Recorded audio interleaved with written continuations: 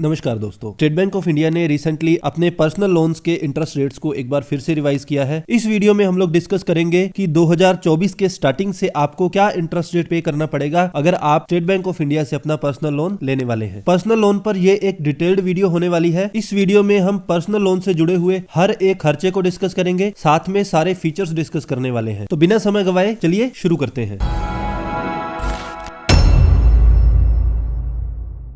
चूंकि ये एक डिटेल्ड वीडियो होने वाला है तो सबसे पहले हम एक ओवरव्यू ले लेते हैं कि इस वीडियो में हम क्या क्या चीजें डिस्कस करने वाले हैं। वीडियो के पहले पार्ट में हम सारे खर्चे डिस्कस करने वाले हैं। अब सबसे बड़ा खर्चा पर्सनल लोन में होता है इंटरेस्ट रेट। तो वर्तमान में 1/1/2024 के बाद आपको SBI पर्सनल लोन पर क्या इंटरेस्ट रेट पे करना पड़ेगा उसके बारे में डिस्कशन करेंगे। उसके बाद हम लोग ये जानेंगे कि SBI अपने पर्सनल लोन पर इंटरेस्ट किस तरीके से अप्लाई करता है। क्या वो पूरे लोन पर लगातार इंटरेस्ट अप्लाई करता रहता है या फिर हमें जितना पैसा बैंक को देना होता है सिर्फ उसी पर इंटरेस्ट अप्लाई होता है। इसके बाद हम लोग ये भी जानेंगे वर्तमान में क्या क्या कंसेशंस बैंक ऑफर कर रहा है, किन किन चीजों में छूट ऑफर कर रहा है। क्या वो प्रोसेसिंग फी में छूट ऑफर कर रहा है, इंटरेस्ट में कुछ छूट ऑफर कर रहा है, या फिर स्टैंप ड्यूटी हो गई या कोई पीनल इंटरेस्ट है। इन सब में कहीं कोई अगर छूट ऑफर कर रहा है बैंक तो उसको हम इस सेक्शन में डिस्कस करने वाले हैं। वर्तमान में प्रोसेसिंग फी क्या है इसके बारे में जानेंगे। अब जब भी आप लोन एग्रीमेंट बैंक के साथ करते हैं तो आपको एक स्टैंप ड्यूटी पे करनी पड़ती है। वो स्टैंप ड्यूटी कितनी होती है वो भी जानेंगे। किसी वजह से अगर आप अपनी इंस्टॉलमेंट समय पर नहीं जमा करवा पाते हैं और आपका अकाउंट ओवरड्यू हो जाता है, उस केस में आपको क्या पीनल इंटरेस्ट पे करना पड़ेगा, क्या पेनल्टी पे करनी पड़ेगी, और समय से पहले अगर हमें लोन बंद करवाना होगा तो उस केस में क्या प्रीपेमेंट पेनल्टी रहने वाली है। तो ये तो हो गया हमारा खर्चे वाला पार्ट कि हमें पर्सनल लोन पर क्या क्या खर्चे देने पड़ेंगे। अब ऐसा नहीं है कि ये खर्चे state bank of India he impose करता है अपने कस्टमर्स पर। भारत में ऑपरेट होने वाले जितने भी पब्लिक सेक्टर बैंक्स या प्राइवेट बैंक्स है सभी में लगभग ठीक इसी तरह का स्ट्रक्चर होता है और इसी तरीके से चार्जेस इंपोज किए जाते हैं। अब जब हमें खर्चे पता होंगे तो हमें हमारी एलिजिबिलिटी देखनी पड़ेगी। सबसे पहले हम देखेंगे कि कौन कौन पर्सनल लोन ले सकता है, मिनिमम इनकम कितनी होनी चाहिए लोन लेने के लिए, और सिबिल स्कोर भी यहाँ एक इंपॉर्टेंट फैक्टर रहता है। तो मिनिमम सिबिल स्कोर कितना रहना चाहिए ये भी इंपॉर्टेंट है। लोन किस टाइप का होता है, यानी कि हमें मंथली रीपेमेंट करनी पड़ती है या एक निश्चित समय के बाद एक साथ सारी रीपेमेंट करनी पड़ती है। इसके बाद हम ये जानेंगे आप कितना लोन ले सकते हैं और घर बैठे आप किस तरह से कैलकुलेट कर सकते हैं आपकी लोन एलिजिबिलिटी क्या है। इस लोन को आपको कितने समय में रीपे करना पड़ता है, और जब आपका पहले से एक लोन चल रहा है तो क्या उस केस में आप दूसरा लोन ले सकते हैं। इसके बाद हम ये जानेंगे कि आप घर बैठे कैसे जान सकते हैं कि आप जो लोन लेने वाले हैं उस पर क्या EMI रहने वाली है। और लास्ट में अगर आप बैंक जा रहे हैं SBI से पर्सनल लोन लेने के लिए तो आपको क्या क्या डॉक्यूमेंट्स लेकर जाने हैं ताकि आपको बैंक सिर्फ एक बार जाना पड़े और 1-2 घंटे में आपका लोन भी बड़े आराम से हो जाए। तो चलिए डिटेल्ड एक्सप्लेनेशन अब शुरू करते हैं। सबसे पहले जानते हैं कि वर्तमान में कंसेशंस क्या क्या ऑफर कर रहा है बैंक। सबसे पहली कंसेशन तो ये रहती है कि अगर आप लोन लेने वाले हैं 10 लाख रुपए से ज्यादा का तो जो भी रेट ऑफ इंटरेस्ट है उस पर आपको 50 BPS की छूट दी जाती है। यानी कि अगर आप पर इंटरेस्ट रेट अप्लाई होने वाला था 12% तो 10 लाख से ऊपर अगर आपका लोन होता है तो उस केस में आपसे सिर्फ 11.50% ही इंटरेस्ट चार्ज किया जाता है। इसके अलावा अगर आप काम कर रहे हैं सेंट्रल पब्लिक सेक्टर एंटरप्राइजेस में जो कि रत्न की कैटेगरी में आते हैं तो उस कैटेगरी में भी आपको 50 पैसे की छूट दी जाती है। अगर आप डिफेंस, पैरामिलिट्री या इंडियन कोस्ट गार्ड की कैटेगरी में आते हैं तो इस केस में बैंक ने अपने इंटरेस्ट रेट्स को बिल्कुल नहीं चेंज किया है। यहां पर पहले भी अगर 670 स्कोर होता था तो आपको 12.15% इंटरेस्ट रेट ऑफर किया जाता था। अभी भी यही इंटरेस्ट रेट ऑफर किया जाता है। डिफेंस, पैरामिलिट्री और इंडियन कोस्ट गार्ड इस कैटेगरी के अलावा जितनी भी कैटेगरी के पर्सनल लोन SBI ऑफर करता है सब कैटेगरीज में इंटरेस्ट रेट्स को SBI ने इंक्रीज कर दिया है। इसके बाद अगर आपका सिबिल स्कोर 670 से कम है यानी कि 650 से 669 तक है तो आपको बैंक ऑफर करता है 12.65% इंटरेस्ट रेट। अब यहाँ इंपॉर्टेंट चीज ये है कि अगर आपका सिबिल स्कोर 650 से कम होगा तो उस केस में आप SBI से पर्सनल लोन अवेल नहीं कर सकते हैं। इसके अलावा दूसरी जो इंपॉर्टेंट कैटेगरी आती है वो है central government, state government, police salary package, railway salary package या फिर CPSEs जो भी हैं जो कि रत्न की कैटेगरी में आते हैं। इनकी अगर बात करें तो यहाँ पर इंटरेस्ट रेट्स को 15 पैसे से इंक्रीज कर दिया गया है। अब अगर आपका सिबिल स्कोर 761 या उससे ज्यादा होगा तो आपको इंटरेस्ट रेट ऑफर किया जाता है 12.30%। 735 से 760 सिबिल स्कोर होने पर 12.80% इंटरेस्ट रेट ऑफर किया जाता है। और अगर आपका सिबिल स्कोर 670 से 734 के बीच में है तो आपको ऑफर किया जाता है 13.30% इंटरेस्ट रेट। और 650 से 669 अगर आपका सिबिल स्कोर है तो यहाँ पर आपको मिलने वाला है 13.80% इंटरेस्ट रेट। यहाँ पर भी अगर आपका सिबिल स्कोर 650 से कम है तो उस केस में आपको लोन नहीं दिया जा सकता। अब एक तीसरी बड़ी कैटेगरी आती है कॉर्पोरेट सैलरी पैकेज कस्टमर्स जो होते हैं। यहाँ पर अगर आपका सिबिल स्कोर 761 या उससे ज्यादा है तो इंटरेस्ट रेट रहने वाला है 13.30%। 735 से 760 अगर सिबिल स्कोर आपका रहने वाला है तो आपको बैंक ऑफर करता है 13.80% इंटरेस्ट रेट, और 670 से 734 के बीच सिबिल स्कोर रहने पर आपको मिलने वाला है 14.30% इंटरेस्ट रेट। यहां पर भी इंपॉर्टेंट ये है कि 670 से कम अगर आपका सिबिल स्कोर हो जाता है तो आपको कोई भी लोन नहीं मिलने वाला। अब एसबीआई का एक स्पेशल पर्सनल लोन होता है जिसे एक्सप्रेस क्रेडिट इलीट के नाम से जाना जाता है। अगर आपकी सैलरी जो है monthly salary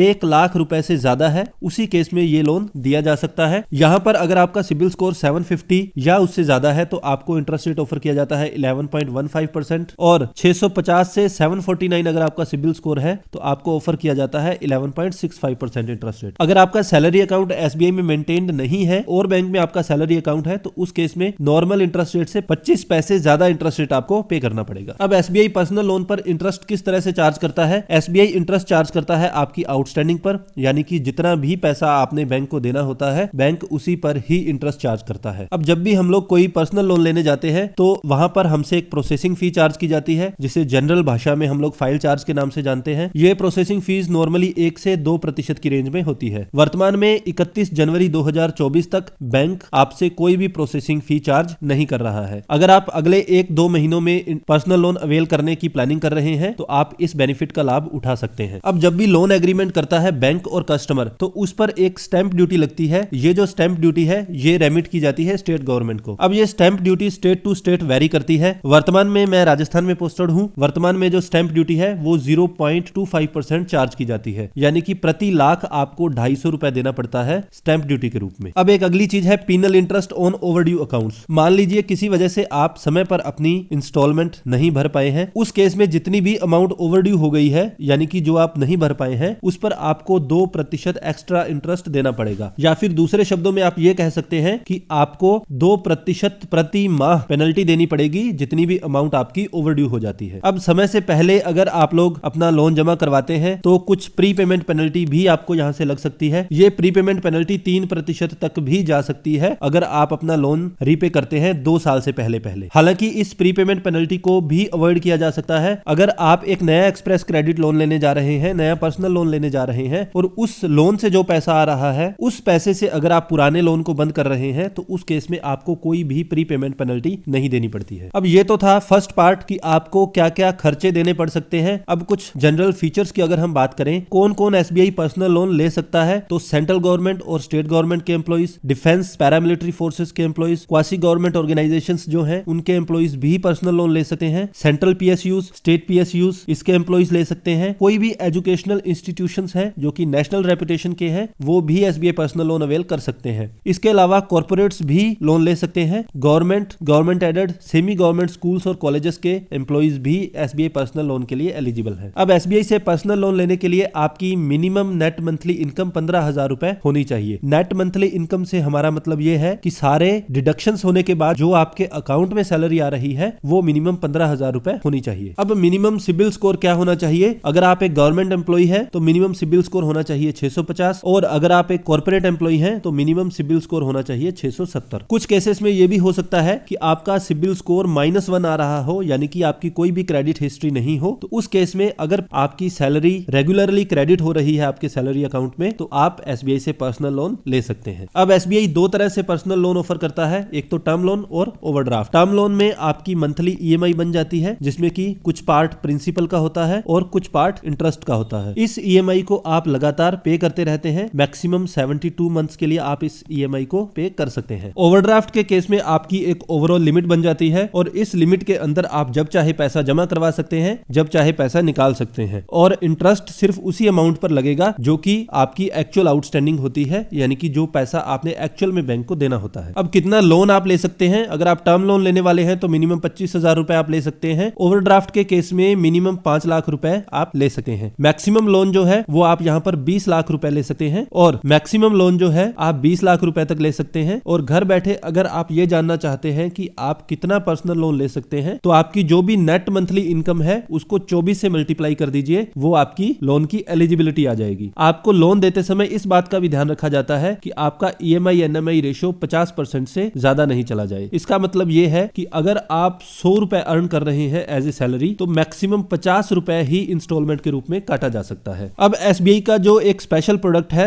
express credit elite के नाम से जिसको जाना जाता है, यहाँ पर ये जो लोन अमाउंट 20 लाख की जगह 35 लाख रुपए होती है। SBI पर्सनल लोन की रीपेमेंट की अगर हम बात करें, आप इस लोन को मैक्सिमम 72 मंथ्स यानी कि 6 साल के अंदर अंदर भर सकते हैं, यानी कि 72 EMIs इसकी बनाई जा सकती हैं। इसके साथ साथ दूसरी कंडीशन ये है कि आप जब भी 60 साल की एज के होंगे तो 60 साल से पहले ये जो लोन है ये पूरी तरह से भरा जाना चाहिए। अब जब हमारा कोई एक लोन चल रहा हो तो क्या उस केस में हम सेकंड लोन ले सकते हैं? तो इसका आंसर है हाँ, हम एक साथ मैक्सिमम 2 एक्सप्रेस क्रेडिट लोन ले सकते हैं। इस बात का हमें ध्यान रखना होगा कि आपका EMI NMI रेशो जो है वो 50% से ज्यादा नहीं चला जाए। इस EMI NMI रेशो को मेंटेन करने का एक तरीका ये होता है कि एक बड़ा लोन खोल दिया जाता है और उसी की प्रोसीड से पुराना लोन बंद कर दिया जाता है। ऐसा करने पर आपके जो पुराने लोन पर प्रीपेमेंट पेनल्टी है वो भी नहीं लगती और आपकी आवश्यकता के अनुरूप एक बड़ा लोन भी हो जाता है। अब घर बैठे आप कैसे पता कर सकते हैं कि आपकी EMI कितनी आएगी, मंथली इंस्टॉलमेंट आपकी कितनी आएगी? तो इसके लिए हम SBI के EMI कैलकुलेटर का यूज कर सकते हैं। इस कैलकुलेटर का लिंक नीचे डिस्क्रिप्शन बॉक्स में डाल दिया गया है। तो सबसे पहले तो हम यहाँ पर प्रिंसिपल एंटर करते हैं। मान लीजिए हम 1 लाख रुपए का लोन ले रहे हैं। एनुअल रेट ऑफ इंटरेस्ट जो है हम 12% मान के चलते हैं और लोन टेन्योर जो हमारा है वो रहता है इसमें 6 साल। तो आप देख सकते हैं यहाँ पर प्रति लाख हमें 1955 रुपए EMI देनी पड़ेगी और पूरे लोन पीरियड में हम 40,761 रुपए ब्याज के रूप में बैंक को वापस देने वाले हैं। 1 लाख प्रिंसिपल और 40,761 रुपए ब्याज, टोटल हम 1 लाख के बदले में बैंक को वापस देने वाले हैं 1,40,761 रुपए। इसी तरीके से आप यहाँ पर अपनी रिक्वायरमेंट के अकॉर्डिंग और आपकी एक्चुअल रेट ऑफ इंटरेस्ट डालकर ये जान सकते हैं कि आपकी EMI कितनी रहने वाली है।